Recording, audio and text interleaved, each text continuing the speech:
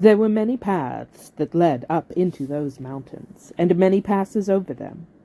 But most of the paths were cheats and deceptions, and led nowhere or to bad ends. And most of the passes were infested by evil things and dreadful dangers. The dwarves and the Hobbit, helped by the wise advice of Elrond and the knowledge and memory of Gandalf, took the right road to the right pass. Long days after they had climbed out of the valley and left the last homely house miles behind, they were still going, up and up and up. It was a hard path and a dangerous path, a crooked way and a lonely and a long. Now they could look back over the lands they had left, laid out behind them far below. Far, far away in the west, where things were blue and faint, Bilbo knew there lay his own country of safe and comfortable things, and his little hobbit hole. He shivered. It was getting bitter cold up here, and the wind came shrill among the rocks. Boulders, too, at times came galloping down the mountain-sides, let loose by midday sun upon the snow, and passed among them, which was lucky, or over their heads, which was alarming. The nights were comfortless and chill, and they did not dare to sing or talk too loud, for the echoes were uncanny, and the silence seemed to dislike being broken, except by the noise of water, and the wail of wind, and the crack of stone. "The summer is getting on down below," thought Bilbo, "and haymaking is going on, and picnics. They will be harvesting and blackberrying before we even begin to go down the other side at this rate." And the others were thinking equally gloomy thoughts, although when they had said goodbye to Elrond, in the high hope of a midsummer morning, they had spoken gaily of the passage of the mountains, and of riding swift across the lands beyond. They had thought of coming to the secret door in the lonely mountain, perhaps that very next the last moon of autumn. "And perhaps it will be Durin's day," they had said. Only Gandalf had shaken his head and said nothing. Dwarves had not passed that way for many years, but Gandalf had, and he knew how evil and danger had grown and thriven in the wild, since the dragons had driven men from the lands, and the goblins had spread in secret after the battle of the Mines of Moria. Even the good plans of wise wizards like Gandalf, and of good friends like Elrond, go astray sometimes, when you are off on dangerous adventures over the edge of the wild. And Gandalf was a wise enough wizard to know it. He knew that something unexpected might happen, and he hardly dared to hope that they would pass without fearful adventure over those great tall mountains with lonely peaks and valleys where no king ruled. They did not. All was well, until one day they met a thunderstorm. More than a thunderstorm, a thunder battle. You know how terrific a really big thunderstorm can be down on the land and in a river valley, especially at times when two great thunderstorms meet and clash. More terrible still are thunder and lightning in the mountains at night, when storms come up from east and west and make war. The lightning splinters on the peaks, and rocks shiver, and great crashes split the air and go rolling and tumbling into every cave and hollow, and the darkness is filled with overwhelming noise and sudden light. Bilbo had never seen or imagined anything of the kind. They were high up in a narrow place, with a dreadful fall into a dim valley at one side of them. There they were, sheltering under a hanging rock for the night, and he lay beneath a blanket and shook from head to toe. When he peeped out in the lightning flashes, he saw that across the valley the stone giants were out, and were hurling rocks at one another for a game, and catching them, and tossing them down into the darkness, where they smashed among the trees far below, or splintered into little bits with a bang. Then came a wind and a rain, and the wind whipped the rain and the hail about in every direction, so that an overhanging rock was no protection at all. Soon they were getting drenched, and their ponies were standing with their heads down and their tails between their legs, and some of them were whinnying with fright. They could hear the giants guffawing and shouting all over the mountainsides. "This won't do at all," said Thorin. "If we don't get blown off, or drowned, or struck by lightning, we shall be picked up by some giant and kicked sky-high for a football." "Well, if you know of anywhere better, take us there," said Gandalf, who was feeling very grumpy and was far from happy about the giants himself. The end of their argument was that they sent Fili and Kili to look for a better shelter. They had very sharp eyes, and being the youngest of the dwarves by some 50 years, they usually got these sort of jobs, when everybody could see that it was absolutely no use sending Bilbo.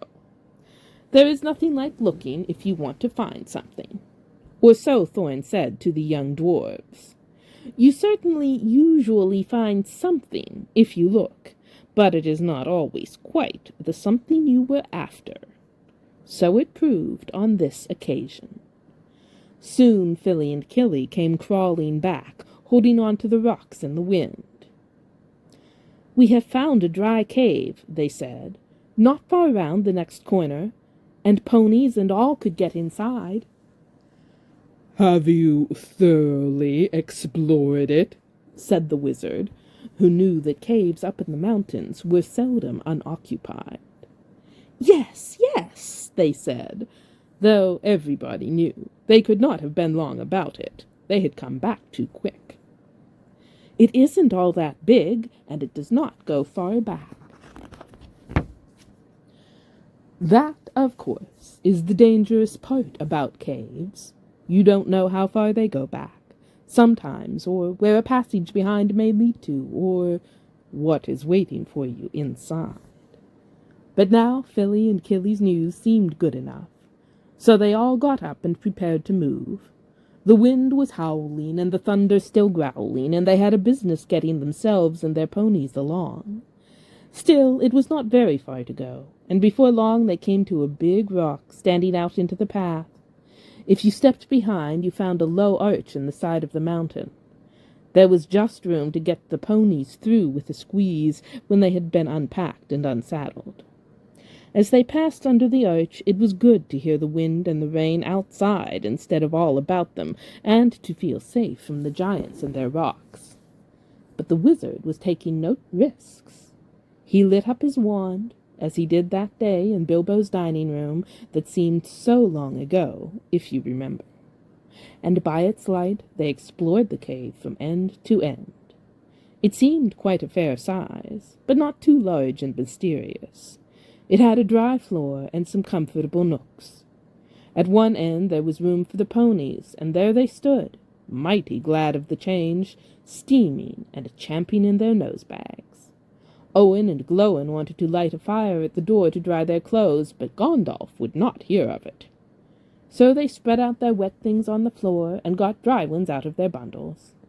Then they made their blankets comfortable, got out their pipes and blew smoke rings, which Gandalf turned into different colors and set dancing up by the roof to amuse them. They talked and forgot about the storm, and discussed what each would do with his share of the treasure, when they got it, which at the moment did not seem so impossible. And so they dropped off to sleep, one by one. And that was the last time that they used the ponies, packages, baggages, tools, and paraphernalia that they had brought with them. It turned out a good thing that night that they had brought little Bilbo with them after all, for somehow he could not go to sleep for a long while. And when he did sleep, he had very nasty dreams.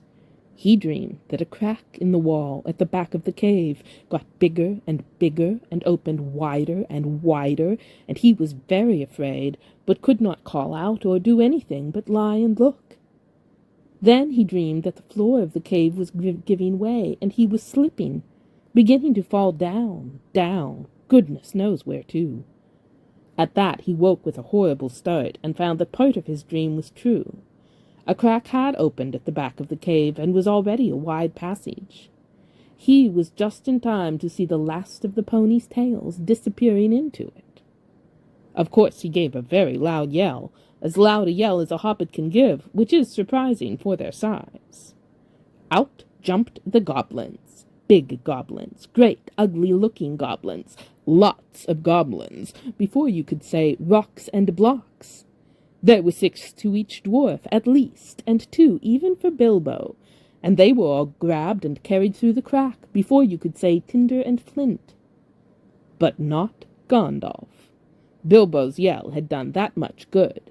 It had wakened him up wide in a splintered second, and when goblins came to grab him, there was a terrific flash, like lightning in the cave, a smell like gunpowder, and several of them fell dead. The crack closed with a snap, and Bilbo and the dwarves were on the wrong side of it. Where was Gandalf? Of that neither they nor the goblins had any idea, and the goblins did not wait to find out. They seized Bilbo and the dwarves and hurried them along. It was deep, deep dark, such as only goblins that have taken to living in the heart of the mountains can see through. The passages there were crossed and tangled in all directions, but the goblins knew their way, as well as you do to the nearest post office, and the way went down, and it was most horribly stuffy. The goblins were very rough and pinched unmercifully, and chuckled and laughed in their horrible stony voices. And Bilbo was more unhappy even than when the troll had picked him up by his toes. He wished again and again for his nice bright hobbit hole. Not for the last time. Now there came a glimmer of a red light before them. The goblins began to sing or croak, keeping time with the flap of their flat feet on the stone, and shaking their prisoners as well. Clap, snap, the black, crack, grip, grab, pinch, nab, and down, down to Goblin Town. You go, my lad. Clash, crash, crush, smash, hammer and tongs, knocker and gongs, pound, pound, far underground. Ho, ho, my lad. Swish, smack, whip, crack, batter and beat, yammer and bleat, work, work, nor dare to shirk, while goblins quaff and goblins laugh, round and round, far underground, below, my lad. It sounded truly terrifying. The walls echoed to the Clap, snap, and the crush, smash, and to the ugly laughter of their ho, ho, my lad. The general meaning of the song was only too plain, for now the goblins took out whips and whipped them with a swish-smack, and set them running as fast as they could in front of them, and more than one of the dwarves were already yammering and bleating like anything when they stumbled into a big cavern. It was lit by a great red fire in the middle, and by torches along the walls, and it was full of goblins. They all laughed and stamped and clapped their hands when the dwarves, with poor little Bilbo at the back and nearest to the whips, came running in, while the goblin drivers whooped and cracked their whips behind. The ponies were already there, huddled in a corner, and there were all the baggages and packages lying broken open, and being rummaged by goblins, and smelt by goblins, and fingered by goblins, and quarreled over by goblins. I am afraid that was the last they ever saw of those excellent little ponies, including a jolly, sturdy little white fellow that Elrond had lent to Gandalf, since his horse was not suitable for the mountain paths. For goblins eat horses and ponies and donkeys and other much more dreadful things, and they are always hungry. Just now, however, the prisoners were thinking only of themselves. The goblins chained their hands behind their backs, and linked them all together in a line, and dragged them to the far end of the cavern, with little Bilbo tugging at the end of the rope. There in the shadows on a large flat stone sat a tremendous goblin with a huge head, and armed goblins were standing round him carrying the axes and the bent swords that they use. Now, Goblins are cruel, wicked, and bad-hearted. They make no beautiful things, but they make many clever ones. They can tunnel and mine as well as any but the most skilled dwarves, when they take the trouble, though they are usually untidy and dirty. Hammers, axes, swords, daggers, pickaxes, tongs, and also instruments of torture they make very well, or get other people to make to their design. Prisoners and slaves that have to work till they die from want of air and light. It is not unlikely that they invented some of the machines that have since troubled the world, especially the ingenious devices for killing large numbers of people at once, for wheels and engines and explosions always delighted them, and also not working with their own hands more than they could help. But in those days, and those wild parts, they had not advanced, as it is called, so far. They did not hate dwarves especially, no more than they hated everybody and everything, and particularly the orderly and prosperous. In some parts, wicked dwarves had even made alliances with them. But they had a special grudge against Thorin's people, because of the war which you have heard mentioned, but which does not come into this tale. And anyway, goblins don't care who they catch, as long as it is done smart and secret, and the prisoners are not able to defend themselves. "Who are these miserable persons?" said the great goblin. "Dwarves, and this," said one of the drivers, pulling at Bilbo's chain so that he fell forward onto his knees. "We found them sheltering in our front porch." "What do you mean by it?" said the great goblin, turning to Thorin. "Up to no good, I'll warrant. Spying on the private business of my people, I guess. Thieves, I shouldn't be surprised to learn. Murderers and friends of elves, not unlikely. Come, what have you got to say?" "Thorin the dwarf at your service," he replied. It was merely a polite nothing. "Of the things which you suspect and imagine, we had no idea at all. We sheltered from a storm in what seemed a convenient cave and unused. Nothing was further from our thoughts than inconveniencing goblins in any way whatever." That was true enough. Said the great goblin. "So you say. Might I ask what you were doing up in the mountains at all, and where you were coming from, and where you were going to? In fact, I should like to know all about you. Not that it will do you much good, Thorin Oakenshield. I know too much about your folk already. But let's have the truth, or I shall prepare something particularly uncomfortable for you."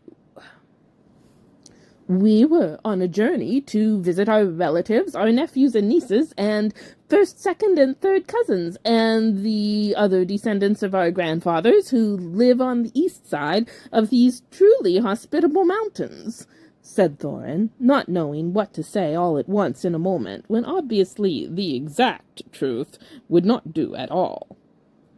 "He is a liar, a truly tremendous one," said one of the drivers. "Several of our people were struck by lightning in the cave when we invited these creatures to come below, and they are as dead as stones. Also, he has not explained this." He held out the sword which Thorin had worn, the sword which came from the troll's lair.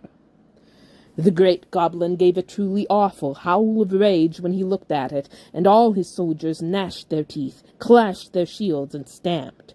They knew the sword at once. It had killed hundreds of goblins in its time, when the fair elves of Gondolin hunted them in the hills or did battle before their walls. They had called it Orcrist, Goblin Cleaver, but the goblins called it simply Biter. They hated it, and hated worse anyone that carried it. "Murderers and elf friends!" the great goblin shouted. "Slash them, beat them, bite them, gnash them! Take them away to dark holes full of snakes, and never let them see the light again!" He was in such a rage that he jumped off his seat and himself rushed at Thorin with his mouth open. Just at that moment, all the lights in the cavern went out, and the great fire went off, poof, into a tower of blue glowing smoke, right up to the roof, that scattered piercing white sparks all among the goblins. The yells and yammering, croaking, gibbering and jabbering, howls, growls, and curses, shrieking and skriking that followed were beyond description. Several hundred wild cats and wolves being roasted slowly alive together would not have compared with it. The sparks were burning holes in the goblins, and the smoke that now fell from the roof made the air too thick for even their eyes to see through. Soon they were falling over one another and rolling in heaps on the floor, biting and kicking and fighting as if they had all gone mad. Suddenly, a sword flashed in its own light. Bilbo saw it go right through the great goblin as he stood, dumbfounded, in the middle of his rage. He fell dead, and the goblin soldiers fled before the sword, shrieking into the darkness. The sword went back into its sheath. "Follow me, quick," said a voice, fierce and quiet, and before Bilbo understood what had happened, he was trotting along again, as fast as he could trot, at the end of the line, down more dark passages, with the yells of the goblin hall growing fainter behind him. A pale light was leading them on. "Quicker, quicker," said the voice. "The torches will soon be relit." "Half a minute," said Dori, who was at the back next to Bilbo, and a decent fellow. He made the hobbit scramble on his shoulders as best he could with his tied hands, and then off they all went at a run, with a clink-clink of chains and many a stumble, since they had no hands to steady themselves with. Not for a long while did they stop, and by that time they must have been right down in the very mountain's heart. Then Gandalf lit up his wand. Of course it was Gandalf, but just then they were too busy to ask how he got there. He took out his sword again, and again it flashed in the dark by itself. It burned with a rage that made it gleam if goblins were about. Now it was bright as blue flame for delight in the killing of the great lord of the cave. It made no trouble whatever of cutting through the goblin chains and setting all the prisoners free as quickly as possible. This sword's name was Glamdring, the foe hammer, if you remember. The goblins just called it Beater, and hated it worse than Biter, if possible. Orcrist, too, had been saved, for Gandalf had brought it along as well, snatching it from one of the terrified guards. Gandalf thought of most things, and though he could not do everything, he could do a great deal for friends in a tight corner. "Are we all here?" said he, handing his sword back to Thorin with a bow. "Let me see. 1, that's Thorin. 2, 3, 4, 5, 6, 7, 8, 9, 10, 11. Where are Philly and Killy? Oh, here they are. 12, 13, and here's Mr. Baggins. 14. Well, well, it might be worse, and then again it might be a good deal better. No ponies, and no food, and no knowing quite where we are, and hordes of angry goblins just behind. On we go." On they went. Gandalf was quite right. They began to hear goblin noises and horrible cries far behind in the passages they had come through. That sent them on faster than ever, and his poor Bilbo could not possibly go half as fast. For dwarves can roll along at a tremendous pace, I can tell you, when they have to. They took it in turn to carry him on their backs. Still, goblins go faster than dwarves, and these goblins knew the way better. They had made the paths themselves, and were madly angry. So that do what they could, the dwarves heard the cries and howls getting closer and closer. Soon they could hear even the flap of the goblin feet, many, many feet, which seemed only just round the last corner.